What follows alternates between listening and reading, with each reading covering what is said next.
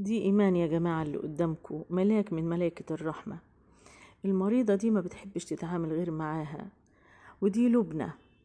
ناس كده تحس ان هم ملايكة فعلا، بيتعاملوا مع المرضى وكأنهم حد من اهاليهم، عارفين شغلهم كويس جدا ومدركين ان الحالة النفسية هي اهم حاجة واهم عامل بيحفز المريض نفسيا ومعنويا. كلهم بجد وكأنهم متنقيين على الفرازة. فحبيت أقدم كلمة شكر وتقدير لملائكة الرحمة في مستشفى ألفا بالإسكندرية، لأن من باب العرفان بالجميل أن ننسب الفضل لأصحابه.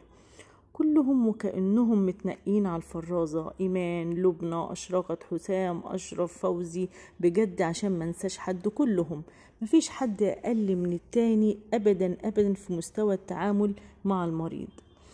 كمان عملت الفيديو ده عشان اعتذر لكل الناس اللي بحبهم وبيحبوني، وبعتذر لكل الطلبة اللي بيبعتولي على الخاص يسألوا عني وعن المنهج والامتحانات. طبعا معذورين، هم مش عارفين سبب اختفائي المفاجئ، فحبيت بس اطمنهم انا في شدة، ودعواتكم وإن شاء الله إلى زوال هتزول بإذن الله سبحانه وتعالى. أنا في مستشفى ألفا بالإسكندرية تحت رعاية وإشراف دكتورنا العظيم دكتور محمد مقبل، ومقيمة في استراحته الخاصة، ربنا يجازيه عني كل خير.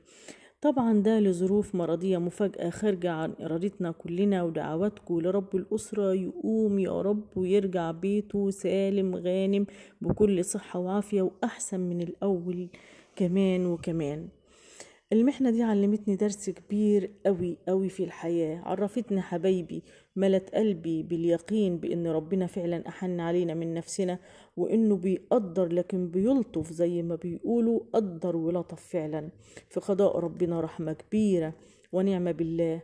كلنا نسلم أمرنا لله بعد الأخذ بالأسباب، لأننا لا حول لنا ولا قوة من دون الله سبحانه وتعالى، وإليه يرجع الأمر كله، ولله الأمر من قبل ومن بعد.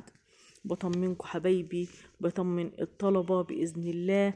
توقعاتنا المرئية للامتحانات بإذن الله ما